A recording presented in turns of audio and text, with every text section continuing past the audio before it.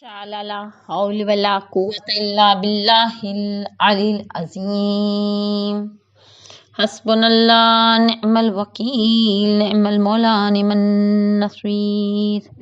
أعوذ بالله من الشيطان الرجيم بسم الله الرحمن الرحيم. الحمد لله رب العالمين الرحمن الرحيم والصلاة والسلام على أشرف الأنبياء والمرسلين حبيبنا ونبينا والصفي المذنبين ورحمة للعالمين وبالقاسم محمد. اللهم صل على محمد وآل محمد. بسم الله الرحمن الرحيم. اللهم أخرجني من ظلمات الوهم واكرمني بنور الفهم. اللهم افتح علينا أبواب رحمتك وانصر علينا خزائن علومك برحمتك يا أرحم الراحمين. رب اشرح لي صدري ويسر لي أمري واحلل عقدة من لساني يفقهوا قولي. یا رب الحسین بحق الحسین اسر صدر الحسین بجہور الحجہ. اللہم صلی علی محمد وآل محمد وعجل فرجہم. منتظران امام زمانہ، السلام علیکم ورحمۃ اللہ وبرکاتہ. امام زمانہ کی شان میں ربائی ہے: راحت دل کے واسطے خورشید، راحت دل کے واسطے خورشید، لب پہ مولا کی گفتگو رکھنا، لب پہ مولا کی گفتگو رکھنا. ان کا دیدار ہونے والا ہے، ان کا دیدار ہونے والا ہے. اپنی آنکھوں کو باوضو رکھنا، اپنی آنکھوں کو باوضو رکھنا. اللہم صلی علی محمد وآل محمد وعجل فرجہم. رسول خدا صلی اللہ علیہ وسلم ارشاد فرماوے છે: الصلاۃ مدین، نماز دین و ستون છે. ان قبلت ما سواہا و ان ردت ما سواہا. اگر نماز قبول થઈ ગઈ તો તમામ اعمال قبول થઈ જશે ને અગર નમાઝ રદ થઈ ગઈ તો તમામ اعمال રદ થઈ જશે. عزیزو મેશરનું મેદાન હશે. બધા અમાલી નજર નમાઝ પર હશે કે આ કબૂલ થાય છે તો પછી અમે કબૂલ થશું. દરેકે દરેક અમાલ નમાઝની તરફ હસરતથી જોતું હશે કે આ નમાઝ કબૂલ થાય તો અમે પણ કબૂલ થઈએ. તો મારો સવાલ છે કે અગર બધા અમાલ નમાઝની તરફ જોતા હશે તો નમાઝ કોની તરફ જોતી હશે? નમાઝ પણ કોઈ શયની તરફ જોઈ રહી છે. અઝીઝો, એ શય છે વિલાયત અલી ઇબ્ન અબી તાલિબ અલૈહિ સલામની તરફ. કે અગર વિલાયત કબૂલ થઈ ગઈ તો પછી રોઝા, નમાઝ, હજ, જકાત બધું કબૂલ છે. અઝીઝો, બે વખત ઝીઝક આપણે કહી શકીએ છીએ કે અલ્હમ્દુલિલ્લાહ અલ્હમ્દુલિલ્લાહ અલ્હમ્દુલિલ્લાહ, વિલાયતની દોલતથી અમારું દિલ માલામાલ છે. નમાઝ વિલાયતની તરફ જોશે મેશરના મેદાનમાં કે આ વિલાયત કબૂલ થઈ જાય તો અમે કબૂલ. અઝીઝો, ખુદાએ આ બહુ જ મોટી નેમત આપણને આપી દીધી છે. ફકત હવે આપણે એને સાચવીને રાખવાની છે. પરવરદિગાર આલમ આપણે બધાને એની તૌફીક અતા ફરમાવે કે ચાહે ગમી હોય આપણા ત્યાં, ચાહે ખુશી હોય, પણ આપણે સબ્રનું દામન ન છોડીએ અને એ જ કરીએ કે જે આપણા ઇમામ ચાહે છે, જે આપણા રસૂલ ચાહે છે, જે આપણી શહઝાદી ચાહે છે, જે આપણો ખુદા ચાહે છે. અઝીઝાની ગ્રામી, પૈગંબર અકરમ હઝરત મોહમ્મદ મુસ્તફા સલ્લલ્લાહુ અલૈહિ વસલ્લમ ઇરશાદ ફરમાવે છે કે હરેક ચીઝની જીનત છે. ઇસ્લામની જીનત, ઇસ્લામની ખૂબસૂરતી, ઇસ્લામનો શણગાર નમાઝ છે. ઇમામે ઝમાના અજ્જલ તાલા ફરજ શરીફ જ્યારે ઝુહુર ફરમાવશે અને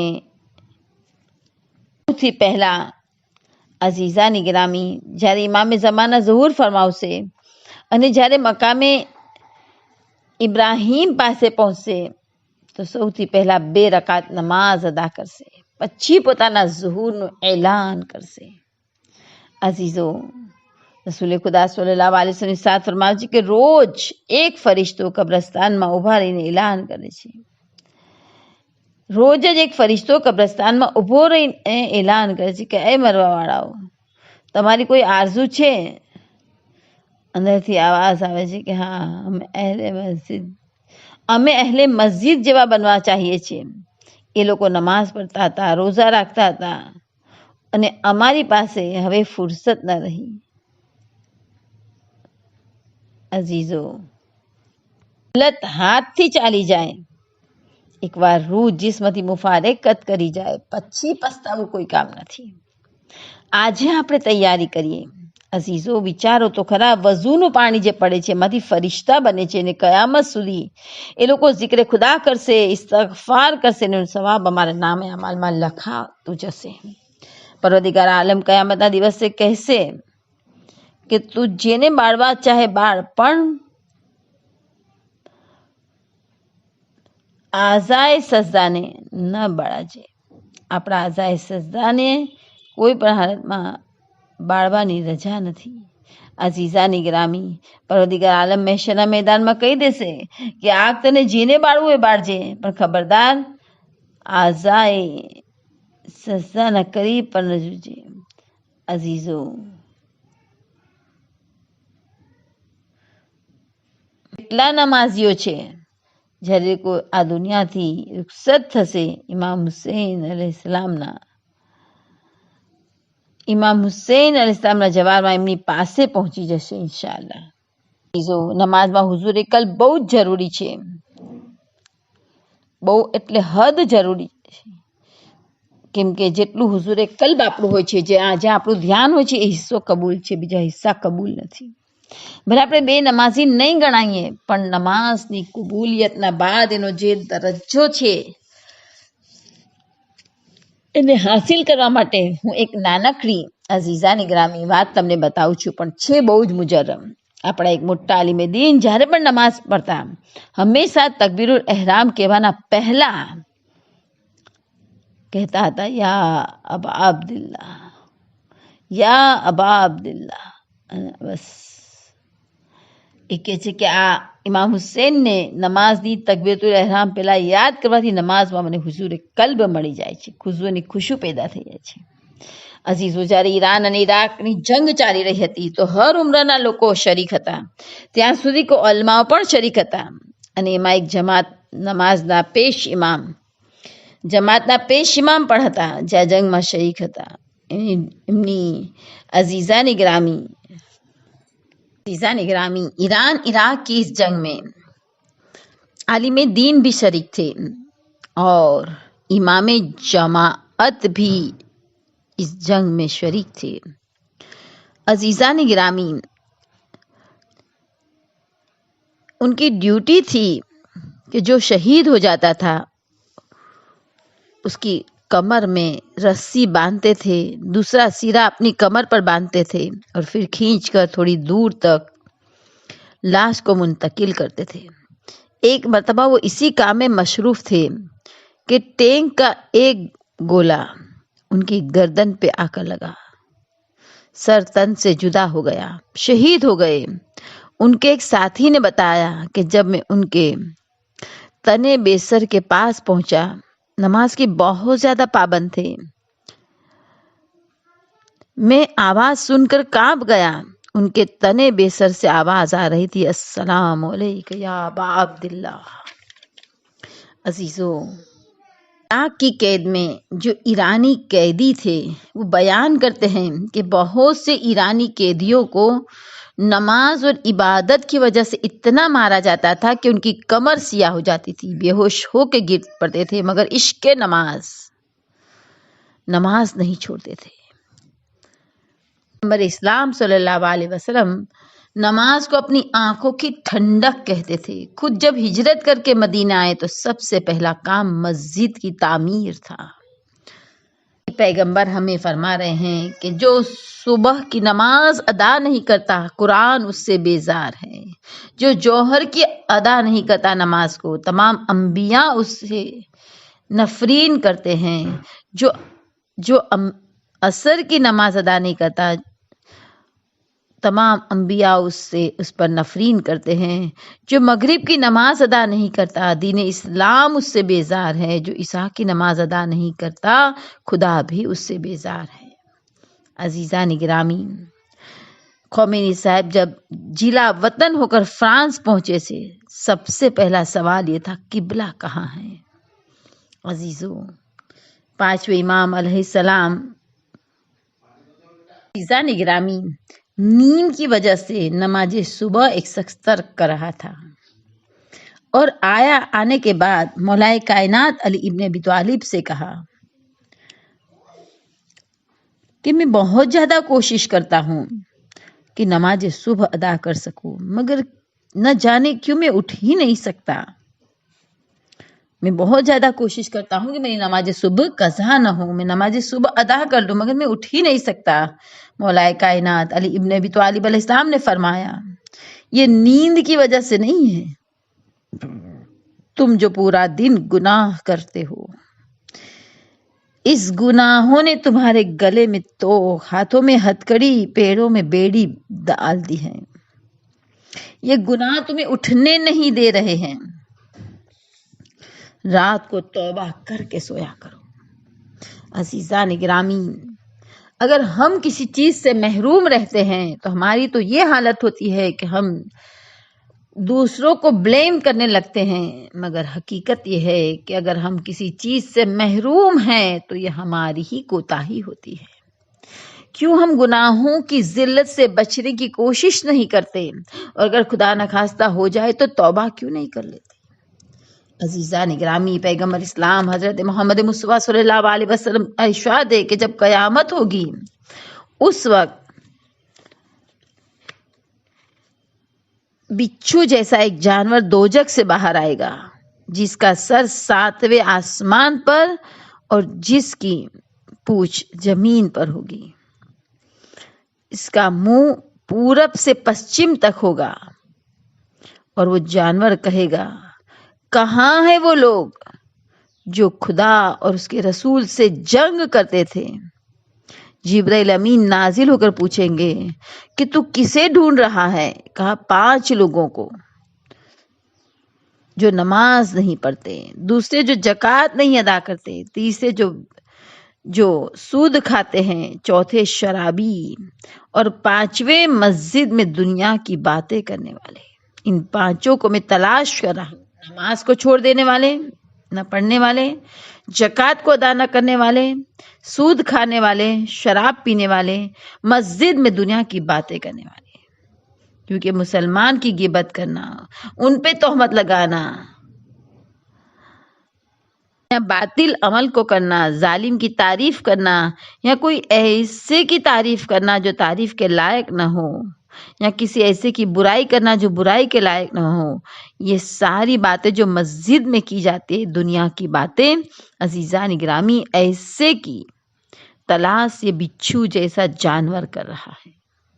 अजीजों, हमने देखा वो कैसा है कि जिसका मुंह 7वें आसमान पर और पूंछ जमीन पर है, उसका सर पूरब से पश्चिम जितना है। अजीजों, रसूल इस्लाम सल्लल्लाहु अलैहि वसल्लम फरमाते हैं, जहन्नम की एक वादी है अजीजों, और उस वादी में इतना ज्यादा अजाब है कि जहन्नमी रोजाना 70 बार चिल्लाते हैं उसके अजाब की वजह से। उस वादी में आग का एक घर है, जिसमें आग का एक कुआं है, जिस कुएं में एक ताबूत है, जिस ताबूत में एक सांप है, जिसके 1000 सर हैं, हर सर में 1000 मुंह हैं, हर मुंह में 1000 जहरीले कांटे हैं, हर कांटे की अजीज़ान गिरामी लेंथ, हर कांटे की लेंथ 1000 गज है। पूछा, या रसूलल्लाह, ये अजाब किसके लिए है? आपने फरमाया, शराब पीने वाले और नमाज न पढ़ने वालों के लिए। सोचिए अजीजों, हम तो एक छोटा सा मच्छर देखते हैं तो चिल्ला उठते हैं, एक छिपकली देखते हैं तो दौड़ने लगते हैं। ये सांप है, और ये सांप के 1000 सर हैं, और ये बेनमाजी और शराब पीने वालों के लिए है। عزیزان گرامی، کتنی مصیبتیں آتی ہے نماز نہ پڑھنے کی وجہ سے، مگر پھر بھی انسان سنبھلتا نہیں ہے۔ عزیزو، چھوٹی سی زندگی ہے، اگر ہم نے اللہ کی راہ میں اس زندگی کو بتائی ہے تو پھر آرام، چین اور خوشیاں ہوگی انشاءاللہ۔ ایک شخص رسول خدا کے پاس آیا، اللہم صلی علی محمد وآل محمد وجل فرج، اپنی غریبی کی فریاد کر کے فرمایا، یا رسول صاحب میں کیا کروں، غریبی میرا پیچھا نہیں چھوڑ رہی ہے۔ ہمارے رسول حضرت محمد مصطفیٰ صلی اللہ علیہ وسلم نے کہا، شاید تو نماز نہیں پڑھ رہا ہوگا۔ کہا، قسم بخدا میں نے کبھی اپنی نماز کو ترک نہیں کیا، میری نماز اول وقت پابندی کے ساتھ میں پڑھتا ہوں۔ ہمارے رسول صلی اللہ علیہ وسلم نے کہا، شاید تیرے گھر کے بچوں میں سے کوئی بے نمازی ہوگا۔ کہا، خدا کی قسم میرے گھر میں کوئی بے نمازی نہیں، میری زوجہ، میرے بچے سب نمازی ہیں۔ آپ نے فرمایا، تو تیرے پڑوس میں کوئی بے نمازی رہتا ہوگا۔ اس نے کہا کہ ہاں، بات تو سچ ہے۔ تب ہمارے رسول حضرت محمد مصطفیٰ صلی اللہ علیہ وسلم نے اس کا علاج بتایا کہ اگر پڑوسی بے نمازی ہے تو اپنے گھر کو بدل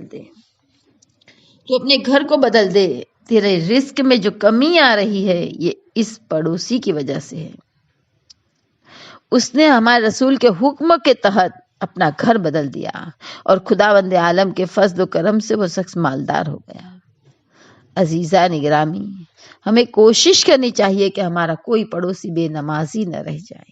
تو کوئی بہانہ بھی قبول کیا نہیں جائے گا۔ اگر کوئی بادشاہ یا وزیر یہ کہے گا کہ پروردگار نے مجھے دنیا اور سلطنت کے کاموں میں اتنا مشغول رکھا، رعیت کی دیکھ بھال میرے سر پہ تھی، اتنی ذمہ داریاں تھیں، کیسے میں نماز پڑھتا؟ خداوند عالم کہے گا، اے فرشتہ جاؤ، اسے جناب داؤد اور جناب سلیمان کو بھی لے کر آؤ۔ کیا یہ لوگ جناب سلیمان سے بھی بڑے بادشاہ تھے؟ جبکہ سلیمان کو پوری دنیا کی حکومت ملی تھی۔ اگر کوئی بیماری کا بہانہ نکالے گا تو جناب ایوب کو لایا جائے گا اور کہا جائے گا، کیا تم ان سے بھی زیادہ بیمار تھے؟ اگر کوئی زیادہ اولاد کا بہانہ نکالے گا تو جناب یعقوب کو بلایا جائے گا کہ کیا تمہارے اس سے بھی زیادہ اولاد تھی؟ اگر کوئی عورت بہانہ کرے گی کہ میرا شوہر ظالم تھا، مجھے نماز سے روکی، تو جنے فرعون آسیہ کو لایا جائے گا، پوچھا جائے گا کہ کیا تیرا شوہر فرعون سے بھی زیادہ ظالم تھا؟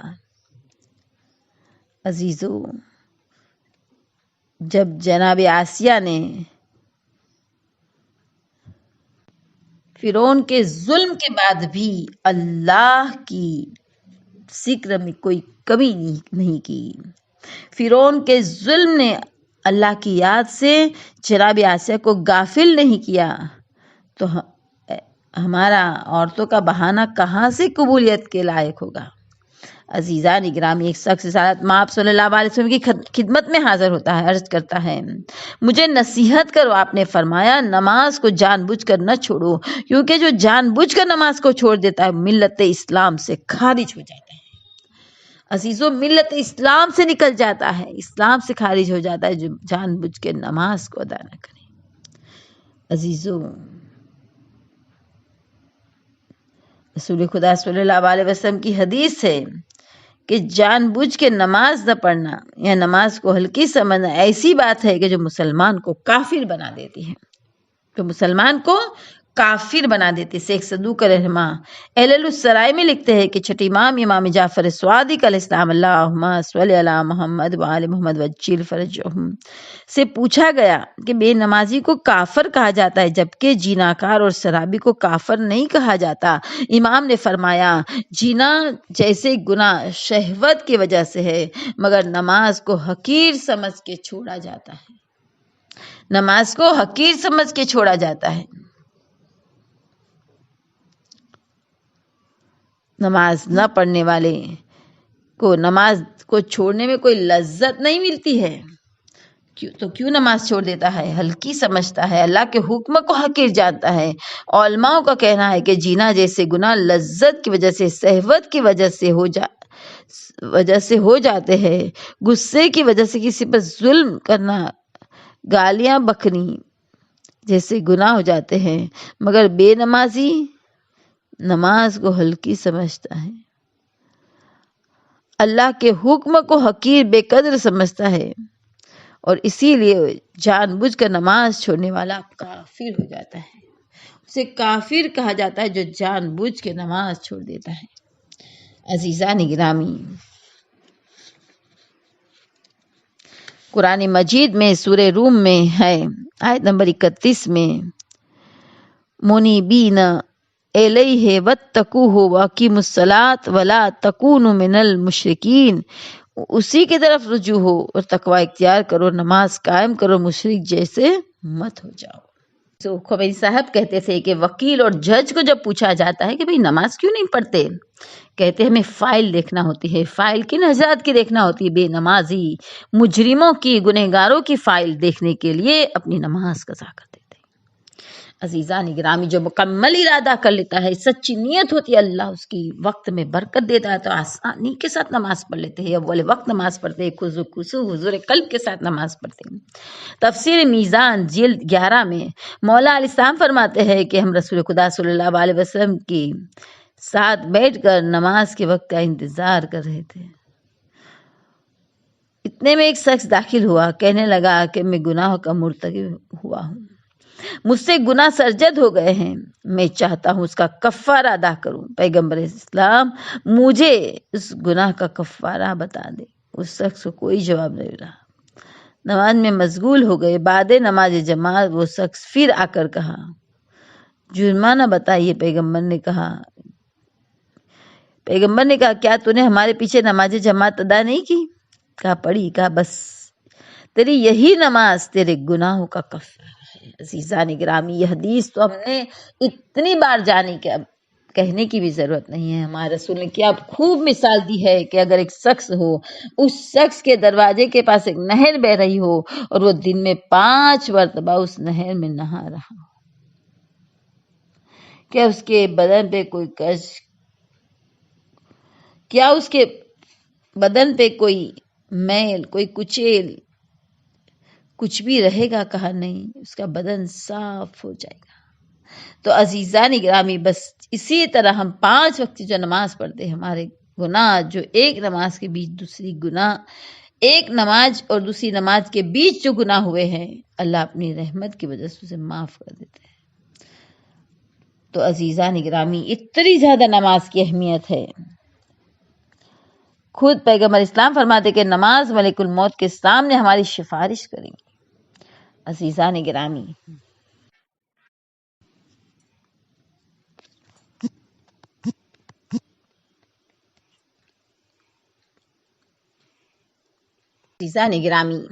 نماز کوئی بوجھ نہیں ہے کہ اتار کے رکھ دے، مگر ہم تو محسوس کرتے ہیں کہ جب بھی ہم نماز پڑھ لیتے ہیں تو ہمیں ایک ہلکا پن محسوس ہوتا ہے، ایک سکون محسوس ہوتا ہے۔ عزیزو، یہ کیا بوجھ تھا جو ہم نے اتار کے رکھ دیا؟ حقیقتاً جب ہم نماز پڑھتے ہیں، ایک نماز سے دوسری نماز کے بیچ ہم سے جو انجانے میں بھولے سے گناہ ہو گئے ہیں، وہ گناہ معاف ہو جاتے ہیں، لہٰذا ہمیں ایک ہلکا پن محسوس ہوتا ہے۔ یہ گناہوں کی معافی جو ہو جاتی ہے تو ہمیں محسوس ہوتا ہے کہ ہمیں کچھ ہلکا پن محسوس ہوا، ہمیں ایک سکون ملتا ہے۔ عزیزان گرامی، عزیزو، امام رضا علیہ السلام کے پاس ایک شخص گیا تھا، اس کے ساتھ اس کا 7 یا 8 سال کا بچہ تھا۔ عزیزان گرامی، وہ 7 سال کا بچہ ساتھ تھا۔ باتوں باتوں میں اس کے بابا نے امام رضا علیہ السلام سے، بادشاہ خراسان سے کہا کہ مولا، کبھی کبھی میرے بچے کی نماز قضا ہو جاتی ہے۔ کہا 7 سال کے بچے کی نماز قضا ہو جاتی ہے؟ کہا مولا، جب وہ بیمار ہوتا ہے تو نہیں پڑھ پاتا۔ کہا اگر وہ نہیں پڑھ پاتا تو بیٹھ کے نماز پڑھنے کے لیے کہے۔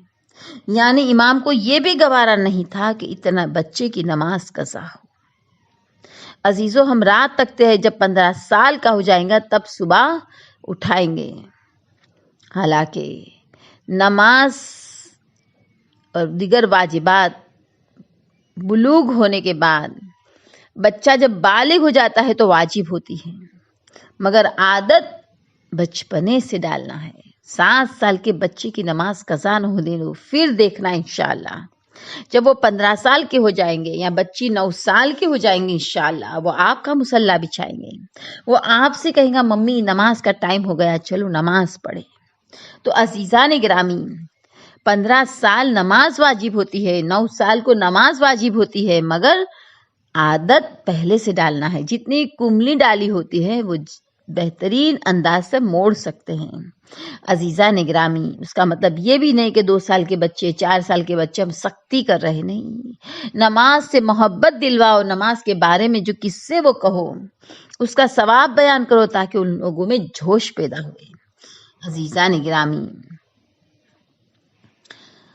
ایک بات ضمناً میں کہہ دوں کہ اگر لڑکا ہے، لڑکی کی تو یہی ایک ہی نشانی ہے، ایک ہی بات ہے کہ اگر وہ 9 سال پورے کریں گے اکارڈنگ ٹو اسلامک کیلنڈر تو اس کو نماز واجب ہو جائیں گی، اس پر شریعت واجب ہو جائے گی، اس پر تقلید کرنا واجب ہو جائیں گی، روزے رکھنا واجب ہو جائے گا، خمس ادا کرنا واجب، یعنی شریعت اس پر واجب ہو جائیں گی، مگر شریعت پر عمل وہ کریں گی۔ اب عزیزو، مگر لڑکا ہو سکتا ہے کہ 15 سال کے پہلے بھی بالغ ہو جائے، 15 سال پورے ہونے کے بعد تو بالغ ہونے ہی والا ہے، مگر اگر اس کے ناف کے نیچے کڑک بال آ گئے یا پھر اس کو ویریہ سکھلن ہو گیا تو عزیزان گرامی اس کے لیے نماز واجب ہے، وہ بالغ ہو گیا سمجھا جائے گا۔ کبھی کبھی پتہ نہیں ہوتا ہے، 2 سال تک بچے نماز بھی پڑھتے مگر سنت کی نیت سے پڑھتے ہیں، پھر پتہ چلتا ہے کہ یہ تو 13 سال میں بالغ ہو گیا تھا۔ خیر عزیزان گرامی، خداوند عالم ہمیں یہ بات کی تمیز عطا کرے کہ شریعت کے مسئلے پوچھنے میں یا بیان کرنے میں شرم محسوس نہیں کرنا چاہیے، یہ واجب بات ہے عزیزو۔ جو نماز نہیں پڑھتے اور رزق کی فکر کرتے ہیں، رزق کو تلاش کرتے ہیں، خدا ایسے لوگوں پر تعجب کرتا ہے کہ لوگ رزق کی تلاش میں نماز کو چھوڑ کر نکلے ہیں، جبکہ رزق کا بانٹنے والا میں ہوں، اور یہ لوگوں کے در پر بھٹک رہے ہیں۔ عزیزان گرامی، رسول خدا صلی اللہ علیہ وسلم فرماتے کہ نماز میری آنکھوں کا نور ہے، نماز اتنی پیاری ہے میرے نزدیک جیسے پیاسے کو پانی، بھوکے کو کھانا، مگر پھر بھی وہ کھانے پینے سے سیر ہو جاتے مگر میں نماز سے شیر نہیں ہوتا۔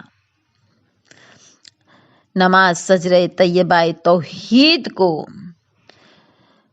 اتنا مستحکم کر دیتی ہیں کہ پھر کبھی کوئی بھی دل سے ایمان نکال نہیں سکتا۔ اسے محمد حسن گروی کے گھر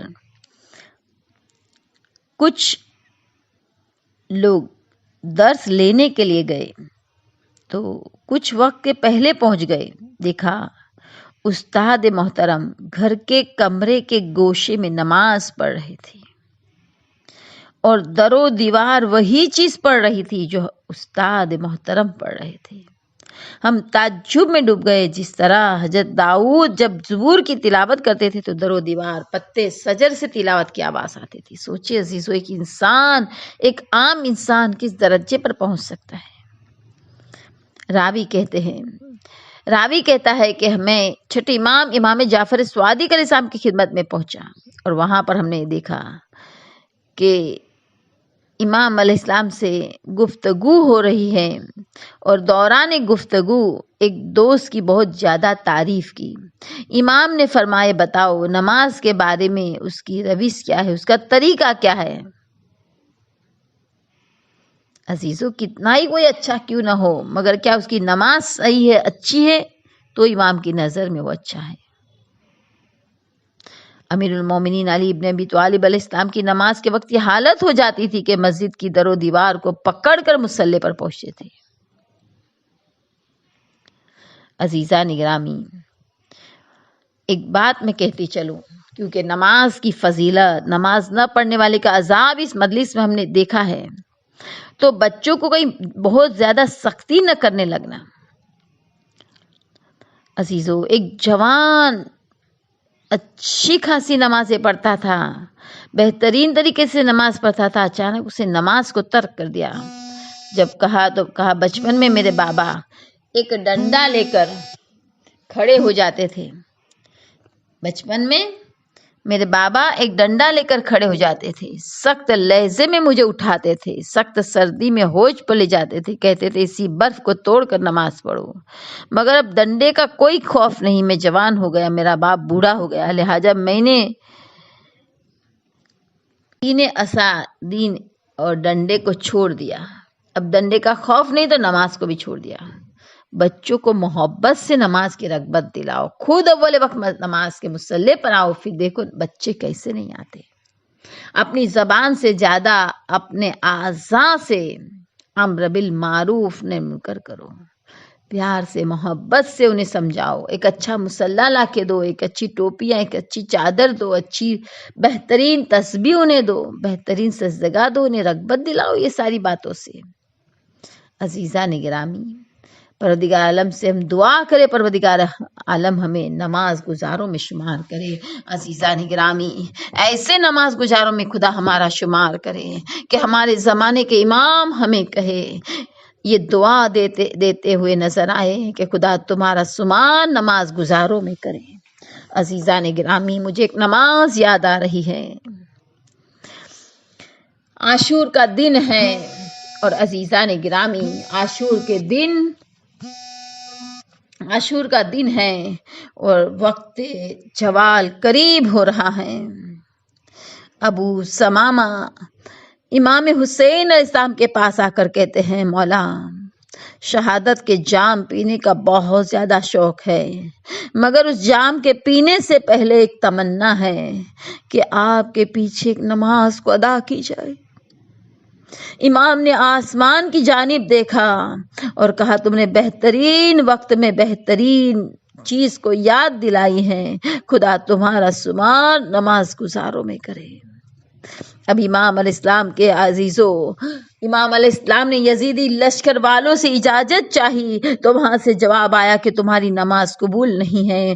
خیر عزیزوں، نماز شروع ہو رہی ہے، آگے سعید بن عبداللہ ہیں اور عزیزان گرامی جوہر بن کین ڈھال بن کر کھڑے ہوئے ہیں۔ جہاں سے تیر آتے تھے سعید بن عبداللہ آگے بڑھ کر اپنے سینے میں لیتے تھے۔ ادھر کائنات کا بے مثال امام اپنے مٹھی بھر جماعت کو انوکھی نماز پڑھا رہا ہے، ادھر دشمن کے تیروں کو سعید بڑھ بڑھ کر اپنے سینے پر لے رہے ہیں۔ بہار الانوار جلد 10 میں روایت ہے کہ ادھر امام کی نماز تمام ہوئی، ادھر سعید بے ہوش ہو کر گر پڑے۔ کہتے ہیں کہ امام مظلوم نے سعید کا سر اپنی گود میں رکھا، سعید نے آنکھیں کھولی، کہا مولا میں نے وعدے کو پورا کیا۔ امام نے فرمایا، بھائی سعید تم میرے ساتھ جنت میں ہوں گے۔ میں کہوں گی سعید تم کتنے خوش قسمت ہو، تمہیں جنت کی ضمانت جنت کے جوانوں کے سردار دے رہے۔ اس کے بعد سعید نے عرض کی، مولا میرے سران ایک بزرگ رو رہے ہیں۔ فرمایا سعید وہ میرے نانا ہے۔ میں کہوں گی سعید خوشا نصیب تمہارے، مرتے وقت تمہیں احمد مجتبی رحمت للعالمین حضرت محمد مصطفیٰ صلی اللہ علیہ وسلم کی زیارت نصیب ہو رہی ہے۔ اے شہید راہ خدا ہمارے لیے بھی دعا کرو، ہمیں بھی وقت آخر اپنے زمانے کے امام کے چہرے انور کی زیارت نصیب ہو جائے۔ امام علیہ السلام نے کہا، سعید وہ میرے نانا رسول خدا ہیں، جو اے سعید تو میرے نانا کو میرا سلام کہہ دو۔ عرض کی، مولا میری دائیں جانب ایک بزرگ رو رہے ہیں۔ فرمایا سعید وہ میرے بابا ہیں، میرے سلام کہو۔ سعید نے عرض کی، مولا میری بائیں جانب ایک بزرگ کھڑے ہیں۔ فرمائے وہ میرے بھیا حسن مجتبی ہیں، میرا سلام کہو، عزادارو ماتم کرو۔ سعید نے اپنے سامنے کی جانب نگاہ کی، رو کر کہا، مولا کوئی بی بی سیاہ چادر پہنے رو رہی ہے۔ فرمایا سعید پاؤں سمیٹ لے، میری ماں زہرا رو رہی ہے۔ سعید بن عبداللہ وہ بزرگ ہے کہ جن پر معصوم کی بارگاہ میں زیارت ناحیہ مقدسہ میں سلام وارد ہے۔ آزاداران امام مظلوم اپنے وقت آخر کو بھی یاد کرے، خدا کرے ہمیں بھی پنجتن کی زیارت نصیب ہو۔ عزیزو، سعید وہ ہستی ہیں کہ قائم آل محمد علیہ السلام نے ان کی تعریف ان الفاظ میں کی ہے۔ زیارت کا ترجمہ مفہوماً یہ ہے کہ میرا سلام ہو سعید بن عبداللہ پر،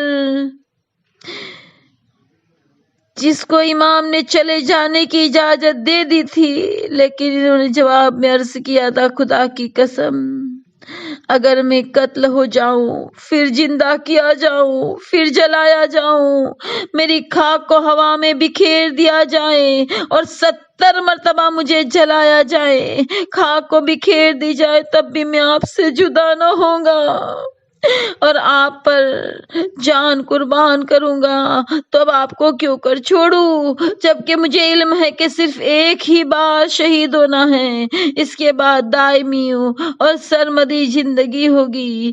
خدا ہمیں آپ کے ہمراہ شہداء میں جگہ دے، ہمیں اعلیٰ علیین میں آپ کی رفاقت عطا فرمائے۔ آپ نے کربلا کی نماز کو سنا، آپ کی آنکھوں میں آنسو آ گئے، سیدہ محبت سے ان آنسوؤں کو پوچھ رہی ہے، ذرا میرے ساتھ شام چلے۔ عزیزان گرامی، شام چلے، میں نے جیسے ہی کہا شام، جانے آپ کے دل پر کیا گزری۔ عزیزو، اپنے جگر کو تھام لو، میں شام کی ایک نماز کو یاد کرا رہی ہوں، جس کی کیفیت سن کے سید سجاد نہ سمجھ سکے بلکہ گش کھا گئے۔ روایت میں ہے کہ روز بیمار کربلا نے ثانی زہرا کو بیٹھ کر نماز پڑھتے ہوئے گھبرا گئے تو کو جنجیر کو سنبھالے ہوئے پھوپھی کے پاس تشریف لائے، عرض کی پھوپھی اماں، میں اپنی آنکھوں سے یہ کیا دیکھ رہا ہوں، آپ جیسی جاہدہ عابدہ مقدرات عصمت و طہارت بیٹھ کر نماز ادا کر رہی ہیں، یہاں تک کہ حالت بیماری میں بھی آپ ہمیشہ کھڑی رہی ہیں، نماز ادا کی ہے، آج کے سوا آپ کو میں نے کبھی بیٹھ کر نماز پڑھتے نہیں دیکھا۔ فرمایا بیٹا نہ پوچھا تو اچھا ہوتا۔ جناب سید سجاد نے اصرار کیا، جناب شہزادی نے فرمایا بیٹا سجاد، جب سے ہم قید خانے میں آئے ہیں یزید ملعون کی طرف سے کھانا آتا ہے، اور یہ کھانا کبھی اتنا آتا ہی نہیں کہ سب سیر ہو کر کھا سکے۔ بیٹا میں اپنے حصے کا کھانا اب تک بچوں کو کھلاتی رہی ہوں اور میں بھوکی پیاسی رہی ہوں، میں نے فاقے کیے ہیں، جب تک بدن میں طاقت رہی کھڑی ہو کر نماز ادا کرتی رہی۔